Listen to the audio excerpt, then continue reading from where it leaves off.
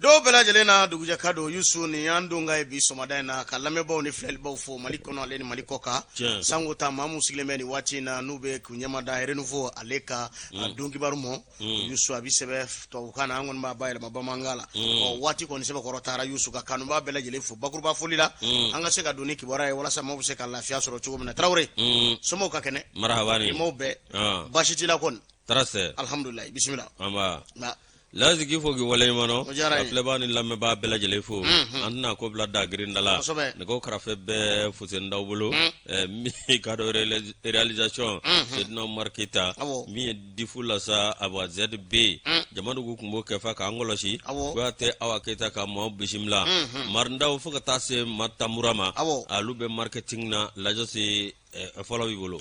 membolo mal tribunal e pmane me yusu minye ka do ka fam faranga radio ambu ka fuli ke bagruba fuli bi ka keni wati re tigo ya yusu o mimbi talike ka do ka fo finitigi binani ani konondo na kara binani woro ambe wati mina ina fo sisa be kur woro ka finitigi ko fo mun nana numa na sariya konnana no munele me ku do ka sulani wati na anga jamana famu fe oluku ngo kibara abesina lebi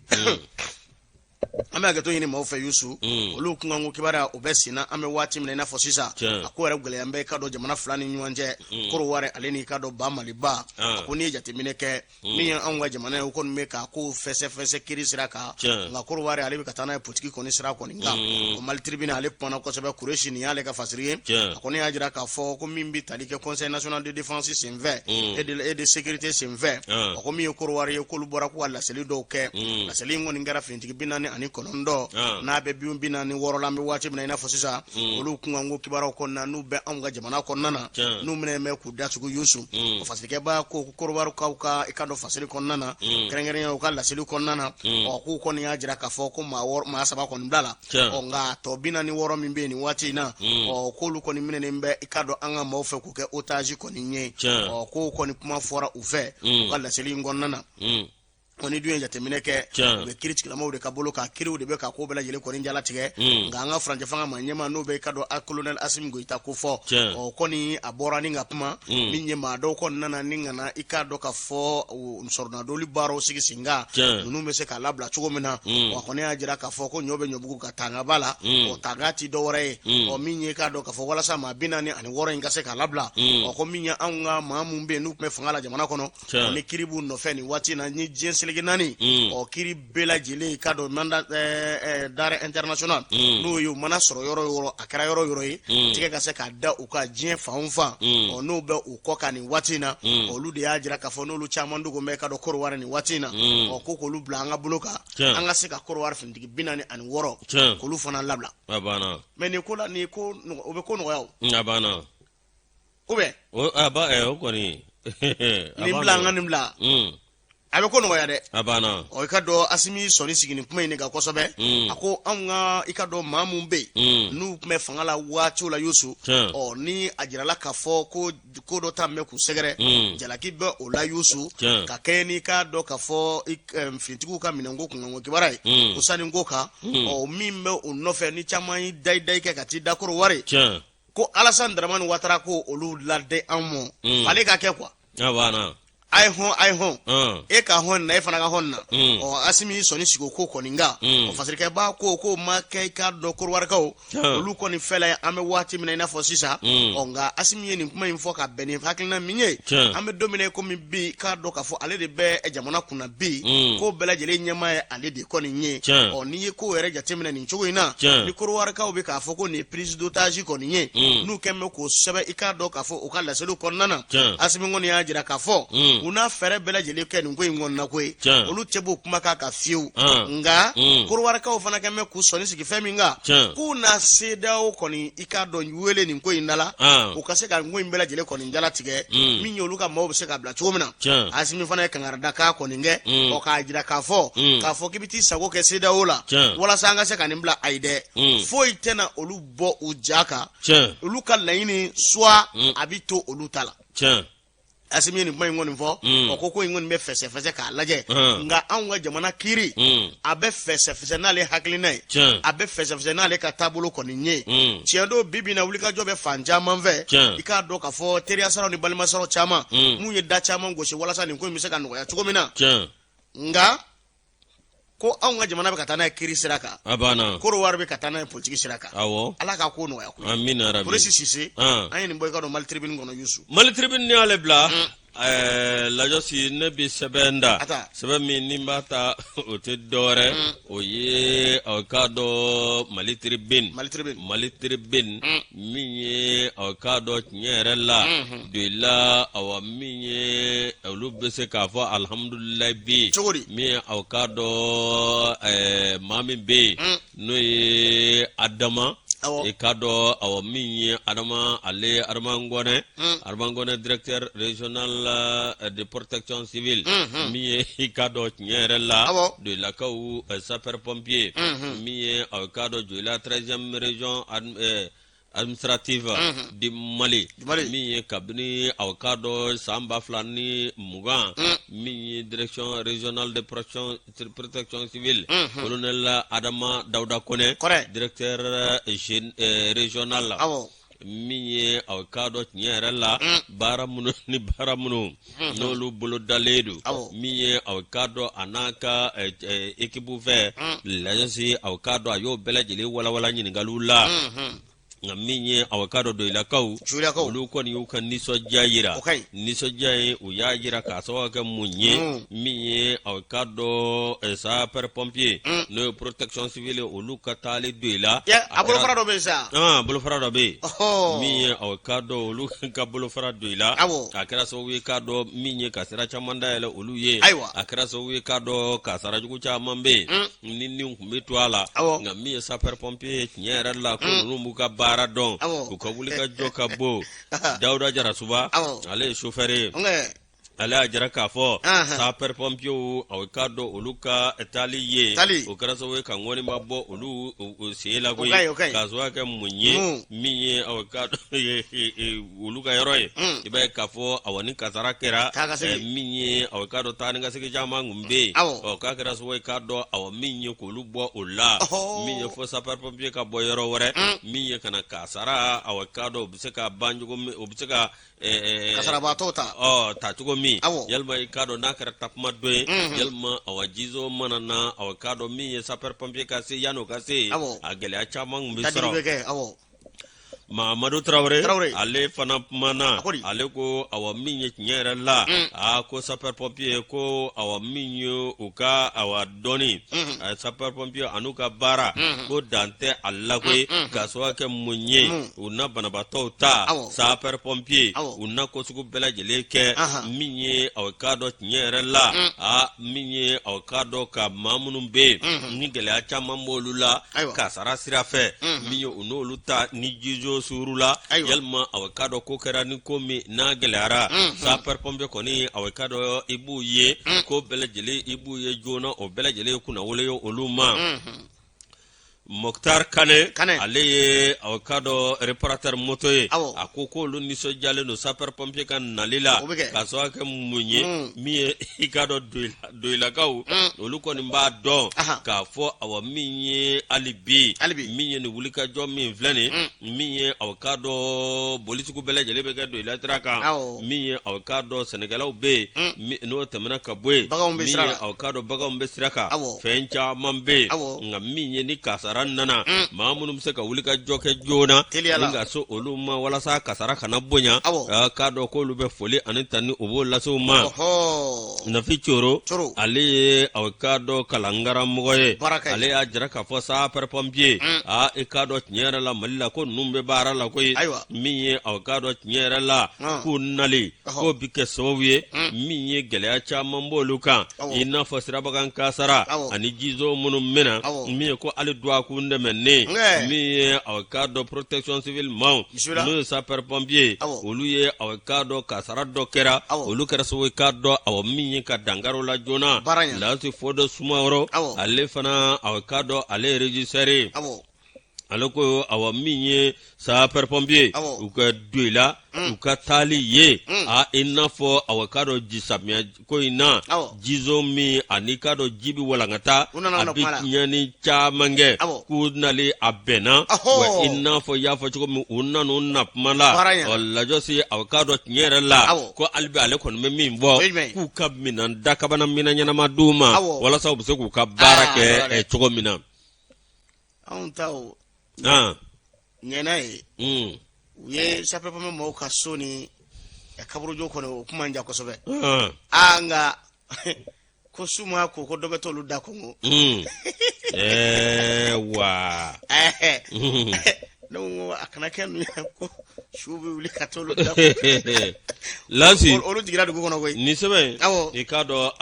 mami ni be fara yonga oye abu kamarai ama de la kabela jele ko minye janyo masa ani anga chokoroba mimbe no janyo masa ka chokoroba ka de la kabela jele fo awa minye janyo masa atoyala ame bagar fomba fuaraju marademela ayre janyo ra ayre me ko sa ko ni marademe barakela belejele ku me ko sa no ani suri ke mesotara nyogon fe awo faka hakili to nyena fanana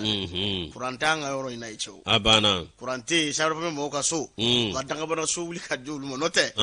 mi me ko rujo krefe ko ni yoro bla peu abana su duguma kla ko fedo to lu dakongo ko ni ko te ko ketai yusu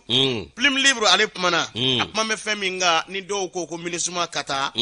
gawo kawo olu laba na foka ka siginde ka sababu ke munye aka nana demeta ni nyanyesi gawo kawo mo yusu fasirike ba pumana ko minye ka do bela jele bora akala mo fura ko gwele ba ale dona ka do gawo ko nana ka ke ni sra tigalu ko nye o de kamo la yini gara minisuma fe kalo kleta septam kalo samba fla ni muga ani fla gawo mi talike fura tonin kele ani damanamala o kase kana do ka do pharmacie ko nana gawo ni menaka o fasirike ba ko ni minisuma ka barai barami na ka nga foni nga tanu o de kamo ikado yeni barai mbela jele ko ninge o senve minyi kado ka fo fura nunu olu bismillah lengo minyi kado ka fo président du syndicat des pharmaciens de Gao Mohamed Ediko ale se bokoro ni sonjara ni nga fulni taminta ka nyasi minisuma mo o yeni bara minge ikado sigida mawye oni jatemine ke Gawoni Bamako o sira nguni ko blocage me sira ngundi gale kundo yi rebe jade mawdo ikado sanga ani wati o minga do ye ubo baro de sikisinga o amanya mingo ikado frago de sana do ikado minaka ale ni kado gawo konnana o jomina sega demeta ka 11 geresa jondo o wele blala ikado minisuma konimo o kele ngoro minisuma ikado o mabla da girna koy ko ni faro sikisinga o ko pima ko priorité angoni men anga bara koni ke fasugu bela jele ke ngama wasado ni la ni ka gure na bela jele par exemple ni ko fura abe kenya de sabati mawu ni nyonje o de kama we faro bela jele sikisinga jona wala sa fura nunu mese ka se o se yoro la chogo mina ansongo urem minaka aleni kado gawo dugu konna yusu minye kado ka fo Mohamed Edikoye aleni kuma ngoni fo ako foli ni tanni alibi atisi ka tinyina abi foli tani nga minisma barakala bela jele ko nzegere olu de sona no tap meke chogo wera la ko abana ambe wati mina na fosisa ko minisma ko ni fura nungo ndone ni ngata o se yoro la ko foli ni tanni metani ngu o segere o fasirike ba ko ni ngo imela jele reta ka laje o ibaye ka fo wuli ka jomi ngoni ngera o kani sababa ba ko ni mbena bare sabula fura ko ni tara o se yoro la afana mbena kumbe chogo nyumana o ambe wati mina na fosisa o ko ni fana fora chamango mu fana nana na chogo nyumana baraka chogo nyumana kamo ikado hakila jingina kalu kle bisabata utuka samba fula ani muga ani fula o FA ni nyale ka fasiri ni do mega foko minisma katapeu ka kara sabu nyuma ga o mo bide abana yagli ba watila akli ba lake me malika disa bi famion beni ka ko chugote do pe ci barala ma chuka bara do foi o fanga bina dro kasinga ko no ya olubulu o dasa go bi fonga fanga ma bap mamina olube soro kana foko no kan ma fam ko ni ne kundo e ma fam abina anzoro yawo anga ta yusu abana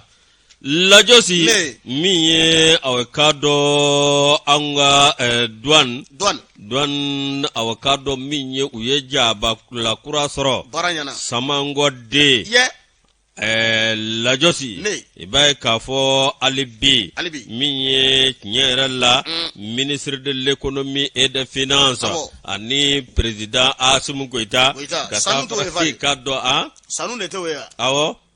ani awakado min ye tiɲɛ yɛrɛ la maa min bɛ yen n'o ye awakado douane directeur général Amadu Konate ninnu bɛɛ lajɛlen tun bɛ kɛnɛ kan min ye awakado lajosi o de kɔnɔna na sa min ye alibi min ye awakado Assimi Goïta ale ye colonel Assimi Goïta président de la transition min ye direction générale de la douane min ye awakado akura min n'a dayɛlɛla a dayɛlɛla awakado sabango de la min ye septembre kalo tile 19 san 2022 min ye a bɛ kɛ Manden kɔnɔna na n'o ye sabango de lajosi min ye awakado tiɲɛ yɛrɛ la min ye awakado gouvernement maa bɛɛ lajɛlen tun bɛ yen n'o tɛmɛna ka bɔ yen min ye awakado douane a direction générale o maa ɲɛmaa bɛɛ lajɛlen tun bɛ yen ka taa se awakado min ye ministre de l'économie et des finances ani a ka baarakɛlaw i k'a dɔn ninnu bɛɛ lajɛlen tun bɛ kɛnɛ kan lajosi min ye awakado tiɲɛ yɛrɛ la ni min filɛ nin ye awakado direction générale la douane min ye awakado ministre ka fɔ la ko nin y'a siɲɛ gɛlɛgɛlɛ ye awakado min ye nin yɔrɔba a ka bɔ Bamakɔ kɔfɛ min ye an ka douane yɛrɛ awakado ale dayɛlɛla min ye 1960 i ka dɔn awa min ye indépendance talen lajosi awakado indépendance talen ala ma bɛrɛnin bɔ an ka douane ale dayɛlɛla min ye awakado ministre de l'économie et des finances ale ka kuma kɔnɔna na min ye a ye foli ani tani a y'o lase awakado bɛɛ lajɛlen ma k'a jira k'a fɔ awa min ye nin baara min filɛ nin nin yɔrɔ min filɛ nin min ye awakado yɔrɔba don nin yɔrɔ min filɛ nin min ye awakado a bi yɔrɔba don wa a bi dayɛlɛ awakado baarabaw de bɛna k'a kɔnɔ lase awakado n'i ye jateminɛ kɛ i b'a ye k'a fɔ anw ka jamana n'i ye a jateminɛ i b'a ye k'a fɔ awa min ye ka sɔrɔ yɛrɛ a bɛ se ka yakuba cogo min na min ye an ka douanenw lajosi olu jɔyɔrɔba ka bɔ a la dɛ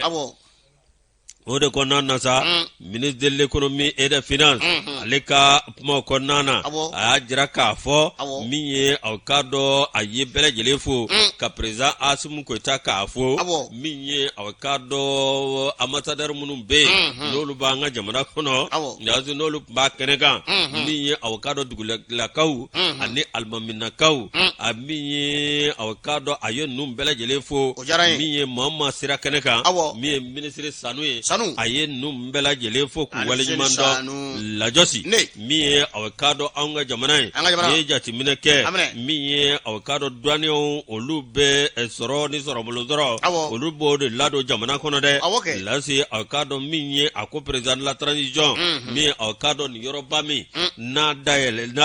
n'a bɛna kurubɔ ngari lase awakado nin b'a jira k'a fɔ an ka maa ɲɛmaw olu kɔni awakado tiɲɛ yɛrɛ la u ka hami ye jamana yiriwa sira ye ani jamana ɲɛtaa sira lajosi min ye awakado tiɲɛ yɛrɛ la douane a bɛ baara min na a y'o bɛɛ lajɛlen fɔ min ye awakado hali tiɲɛ yɛrɛ la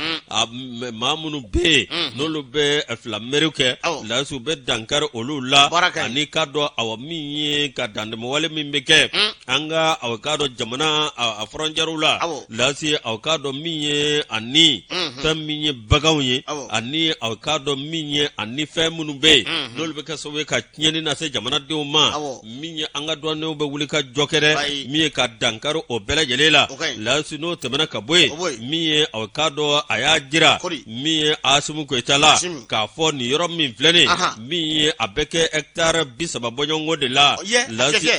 o fiyɛfiyɛ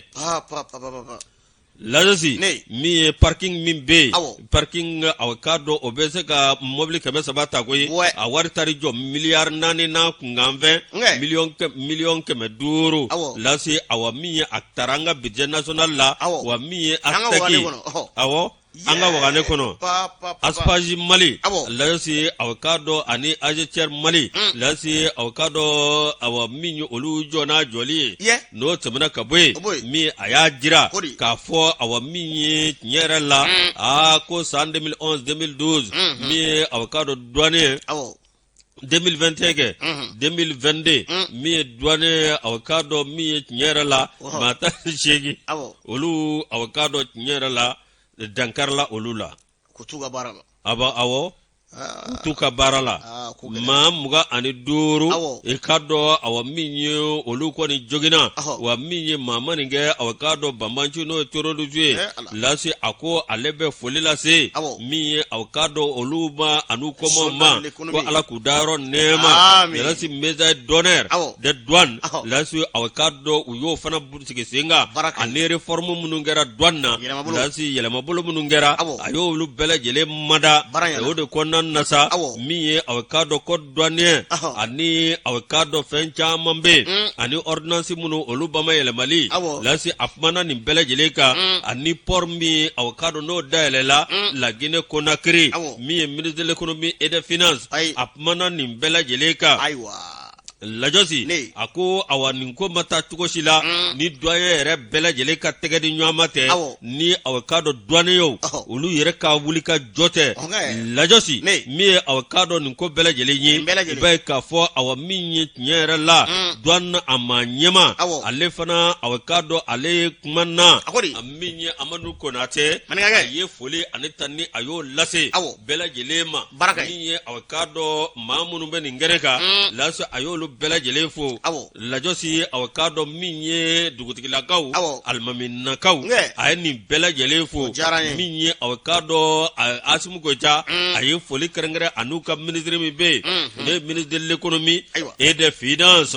lajosi avocado atlara ka jira ka fo awabiye dombaye ale avocado albi abe avocado boyam masegi masa alaw talama o miye ni domba minyira olu bela jelela ambele jele la ke ako ni mi vlene akuikado ni mnake barake yoro mi avocado ni fanfa be la fia nyini na obisro ni gonana ajra kafo awami tradition ma nyema ministre de l'économie et des finances ako awami 1960 morbo keita ikado nyera la o independence ke mamina lasi avocado minye anga jamana laso yaka yere mahoro yata sambi woro ni fla lasi avocado ukanga be siningene o nyekoro ni yoro bainga daele lasi ale ni misi wasara tanin dado ko ale ni misi wasara miye avocado douane ma nyemai aya jira ka fo ni yoro mi flene miye avocado nyera la ko douane avocado miye kilometre ba wolonvla ani keme nani minye o douane baraka olude la miye jamana wolonvla andolu be dambo la josi miye avocado direction générale miye obe service staff o fana be ani awa direction wolonvla en ligne ani bureau me poste de douane là c'est ani kado brigade de mobile d'intervention baraka layosi miye avocado lasigi yoro be miye avocado jamana saba oluka lasigi yoro lasi avocado no représentation au port africain déchargement Dakar Abidjan Conakry lasi avocado nyera la ni bara bele jeli ne jatimne ke ayajra ka fo asimu ko ja mi douane wulika jo cha mange mi avocado reformu kera lasi avocado mi bara cha mangera mi avocado ministre de l'économie et des finances oya ayo tanu ninga walinyuma don mi avocado nyera la femimbe no douane aka soroy ani avocado femunu be no ngaramu munum be ke no forode ani avocado ani reformu ngera ko kera fem bawye fem ni mabsigi soni sugoga ako douane mi avocado nyera la milliard bi keme woro ani bi durunu wolonvla sefa warla lasi avocado o ko de kanga nado ogana do dinema sa awo sagono lajosi nga wuli ka jɔ kɛra sanga ani waati min ye awakado olu yo kɛ sɔrɔ bolo sɔrɔ ye ni awakado waleya dɔw kun bɛ yen n'olu kun mana i n'a fɔ covid-19 lajosi ka taa se embargo min kɛra an kan n'o ye frontière dɔw datugu l'o tɛmɛna ka bɔ yen lajosi awakado min ye gɛlɛya min bɛ yen n'o ye Russie ni Ukraine ko o kɛra sababu ye k'a dɔn douane ye nin yɔrɔ dɔw bila min b'a to jamanadenw olu bɛ se ka fɛnw san nɔgɔya la. minɛni min kɛra min ye awakado u ye fɛn minnu minɛ 2021 2022 sanu o kilo 437 o kilo joli 437 kɛ buɛ dollar wari ye o 8073 873 900 dollars buɛ euro 991 000 euros ani awakado phobie million bisaba yo minɛ ha do jaga gole boy ani chèvre indien o kilo 600 ni bisaba ni go ani awakado marfa kisau ikado ba wolonvla ani 400 ni ko ani bomu jugu do be o bisaba fo ka taa se awakado fɛn jama ma lajosi o b'a jira k'a fɔ ko douanier min sigira lase awakado ani fɛn minnu bɛ n'olu bɛɛ lajɛlen kan ka kɛ a ko ni ala sɔnna ma olu kɔni na baara kɛ i n'a fɔ jamana b'a ɲini cogo min olu ye jamanaden ye wa k'a dɔn maa maa bɛɛ yan bɛɛ sago ye Mali ka kɛ ɲɔgɔn tɛ ɲɔgɔn ma da ye wa k'a dɔn Mali ka yiriwa i k'a dɔn ko nin na ŋɔni ba bɔ olu sen na ala k'an kunna diya nin sɛbɛn a k'a dɔn awa min ye tiɲɛ yɛrɛ la awa min ye an ka fasiribaw i k'a dɔn a caman ye nin sɛbɛn min kunu k'a kɛra bonya ni karama ye ala k'an kunna diya yɔrɔ kura dayɛlɛnna nin ka ɲi e ko ne laban ta si ye o ka taa si ka sababu kɛ mun ye sa gardien kɛ n'u bɛ n da o la an b'a fɔ fana an bolo bi kan dɛ an bolo tɛ se ka bi kan cogo in na parce que ala ka ɲaga d'a ma indicateur Giro Nouveau ale kumana de son vrai nom Youssouf Traoré Mambe Traoré. Mambe Traoré bolo Youssou Traoré. Religion et musique. Youssou ikado de son vrai nom. Youssouf Traoré. Dit Talbi. Dabla Talbi te foble. El Hadji Youssouf Traoré. El Hadji Youssouf Traoré min ngado lida. Baranya. Mburangeru. El Hadji Youssouf Traoré. Mburangeru. O Youssou ko Talbi kangu bola. Am so fa nterke. Ande do Musofa Sheikh Jabate ya Musofa atitemuka Murbo Jabate ya Musofa atitemuka Murbo Jan Jabate ya Musofa atitemuka Musa Kamara o ya Musofa atitemuka Yusu Karawati Yusu ikado ni itwa twama ani jamu twama do nga aleta El Hadji de Damba ta kasisa abana marshabula bora umurala yawa ikado Youssou Traoré nap mi wele ko Talbi o Youssou ka ko ne dongli dadabla bora jala ni nga nyefoli ke ako abora maka ni wati na ako ni ikado ka fo atara bo maka o Youssou ikado iji mi ngoni ngera o ako ni ya la nyini ala fe mi ikado mi dongli da ko ni ye ay fasa ba sitani ngena e ma do fo bi kere jinga ni kawakuru tini nga klala be chokoro be ka sitani boy ba fo ko sitani yere di jole fa be i kutro mo do abole ngoro ko maga ire to mani jamu to ma Youssou Traoré Talbi na kara El Hadji Youssou Traoré Talbi boala ko ko ni ajira ka fo atara ka do ay ledu ko nda mi ye dongli da ko ni ningo dabla pew baba ni burange Youssou Karawati burange Murwo Sanogo burange aka ko ni ka do ka fo dongli dabla pew abora jala ni nga kibara ko ni mawmo ka fo kale bora maka atara do ke ka do jamana ay do ke ka do ayreye o do mi na ya ke do warete o do wi ngoni ka do ko ka fo Youssou kabna ke so we ale re ko nga dongli bla o nga ko sana aka ika do ni pme ngoni fo ani do jera ka bara do ke dongli sraka olu dongli do ma bo folo de awo ni maw balla ko dongli ko ni nye akana ku nyana ko talbi nana de talbi mana dongli dala bli donc jagala musique ko numbe be ma wara ka be la ma wara ka bulo kale no te le dunga mana jimi inyo na le dunate walma nte wulu fa bien ka di ça c'est manger des champions de wulu ala ka nya wulu fu amina rabbi donc la dimsen chama mais ale ma famiam ni sukula ita faki ya da bla be bwala lazi ale kelemata ijila ko donc la chama dara iji wa donc la warde se ijila ango fo ayre ala ka no abede no ala ka mo be sika ma blakata de no obsika keke ala ka mo sikata mais ekera chugo ya fo so ko dum la wari blakata ekera chugo awasa angana ga dong la wari kan blakata mais ijita dong la ka ijita ma fola le la koy mo cham dong li date haram yego ala na mater bodo tara magan dong li bi dai foli bike nyero be foli bike dongli bidai ibise kata ni tarako chamambe ikmolu fo dongli la ni be dongli da ka kala lege ibe dongli da ka mo ka fo kata nyman sira ka be sira yini ibise ka dongli da do ka ote haram yo ka fo ni dongli da bla ko ntubira ma yana nga dongli da bla e matubia ni ngone maude fam ya baliado Jogana na dina ko in kombiga mulogo toi moi ni jam to ngaro de ubala il est issu comme toi be dola les travailleurs comme toi non ne dongli da blante dongli dable me sege ala mo mani dongli la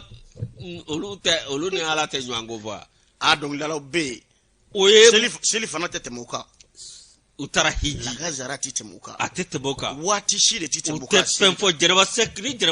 dongli da bla katara magamina no fe abada jagoya parce que aban wajulu abe fen fo anyi mi ye jamana mi be jamana don kala mi be ben kela do du kono ko jugu ya ni now ye animi tubira ka sege ala ma an wori kamna landa au nana tubile ambe ala kola ambo sira ka kuru donc niko ki ko na ko compliqué ambulo ko tabari fasiri yusu fasiri ka ba ko ni mai ngoni fo mi yi ka do itu atoma ani jamu toama no be ka do yusu Traoré ko fo e ka do adongli da to akunye ko talibi o ngambe domine na fo sisa me do re fo amare tabari fasiri ayo black refere tabe ye hagli ti gara sala wa soro chronique ba tan flala arasbat me numéro la black ko mawbi wolelike o dosna ka ras wolete allo arasbat do ko arasa ko ganesa no ibef tian kuma de la faso jo kuma de bidani watina no barakay arasa sna ka ke piu katige au be arasa wele wakati be arasa ko kadinye ikadinye ayo black refe arasa be faso jo ko tebiri fasire enongo jawala bitai akajugu yusu ikado to mani jamu to ma o ka ko ni mbora kala el haje ni watina o atara maka ko ni yin alafe o alaka la yinu sabati abolo anambela jele o ka ko ni dongli blani watina dongli da akoni abo jo pepeu o nga ka dongli do ko ni ndara ka ko magata nye ani do wita bara chama ngenyo ambolo olu dongli ma bla flo ni moballa kaye talbi masiki flo de o ka ko ni mitu aka do ka fo aka sera nga o mi jagla musique o mado ma wore labana I wasa do konna o yanu ko nje o talbi ko nya nyine ka fo ale ko ne do chama nge o do wi ka do jamana nye yusu o ka ko fana nye ko ay bara bawke ka do mi jakulula génération RR ani iba wani nunu yusu ka do na nyona chama anu le baro ke nywan fe yusu ko ni ngani yan woni ma chama ya laje ka fo o ni ngani yan mambai o nga ma do be no ya kanu mawe o chama me uluma ikado mne oro soro ni na folo onga akoni nale kabo maka mautara kumede sirgi nye sirgi ba jabate wode jarane ko sebe kumbe an ngeni hakli ka bongo il est bien sirgi koni il est bien awo andedo il est bien taru male ale koni ya jira ka foko yusu Traoré yusu tede o mingu mi wele ko talibi na bi wele to mo boy su to ko takbir allah el haji kura kurani anaka ikado maganda ka forogia awo oni Dubai ta nun te kele ouais no ta ni feza nun tara Dubai ani joni re ngo te foble ça on lui est passé au dehors on lui est passé oui on lui bête mena an ganyete mo lu be to wala taji de kera aluka clashi nu on lui bête ay hakli soro re mais ama fi denge fana denge ka ya fama denge abora officiellement quand tikati ya fama de joni denge ga joni king keji ni be ya fara na le klema ya fa ko jugu ya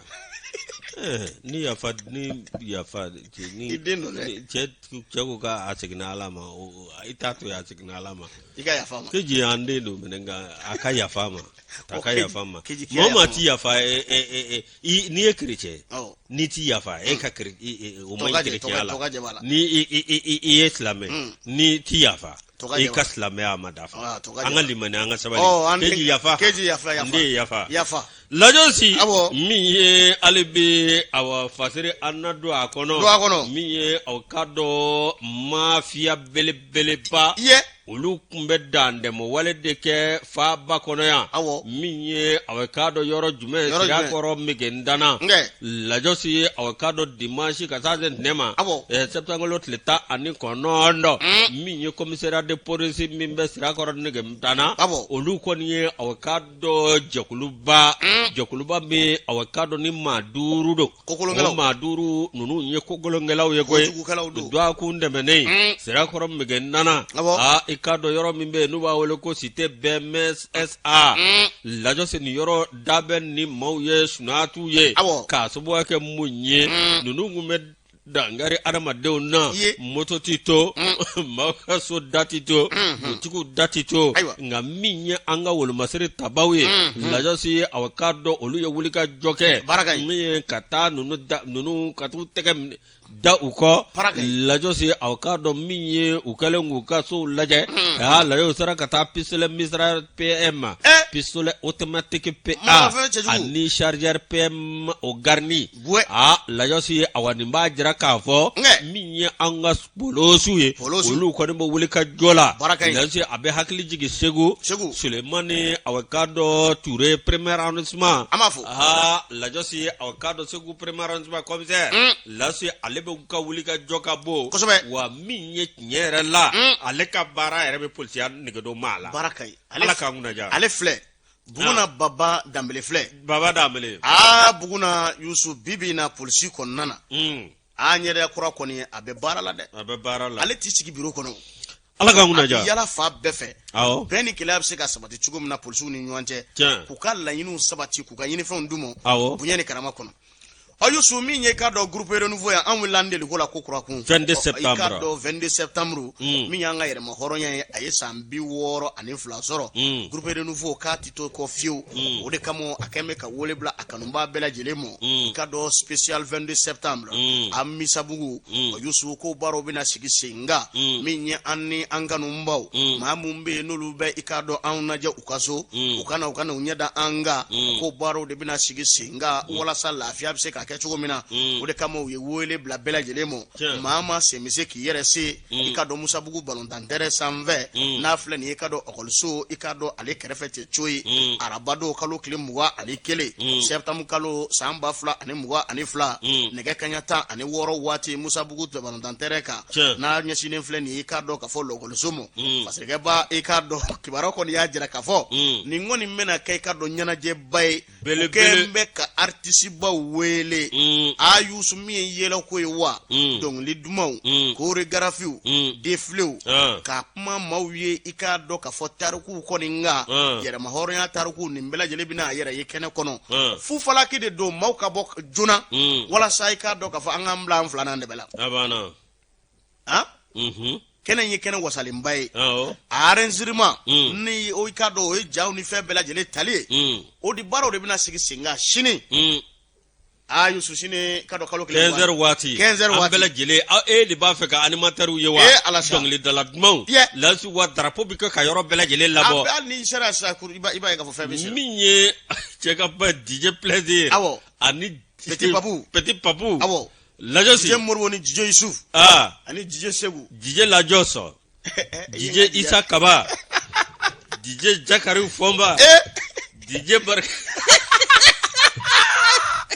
DJ Cage Odore o Yusu minye karo la selu be senal bi wati se ko corona o minye kado Bare Traoré ale ni mademoiselle Mariam Kane nabi wole ko Batos ni technicien do groupe Renouveau la ale ni kado Batoma ngane awo nani moro ko mbe moto nunta bagina bagina do de amoni opma fore ka konyo iga moto be mbolo abaranyana ko ni ngai kado maraji ablamme ka octobre kalo kilimugwa ani saba kono san 2022 bangida kan ale mairie la o Yusu nege kanya kono to wati salame furusiri kado kalo 16h wati o ana do amso de ka konyo bi kenyu afa abana bi tali ke kado ka fo Amadou Maiga ale ni Mariam Kane nabe wele ko maini o nununga ikado konyo be je ka kenyu anve octobre kalo kilimugwa ani saba abike bangida kan mairie kono na Yusu of salame furusiri 16h wati o koro angoni mitai do suko koni mi ninga boisson nyimi tardi de awro de ko ala ka furu ni shibe abana ay ma yesi sa batuma bi yela yere ma tegina na yisi tegina bi yela yere ma ngo la josi groupe koira taw Aba Maiga amba foka wala man don sanga ani wati minye groupe koira taw fourniture Aba Maiga PDG amba fo sanga ani wati lasi awakado minye Siribe amba foka wala nyimando sanga ani wati Alfuseni Siribe amba fo sanga ani wati suru kemeso gore anga directeur suru kemeso ambe suru fo minye awana wula kona Messi ka foli ananta niko lasi tanti awa jara nyamo ture katase awakado nyugutu damba mana mare tanti aso katase Madame Sisse Fatmata Ali no boray la si actrice alu jabba shikne keta jangne keta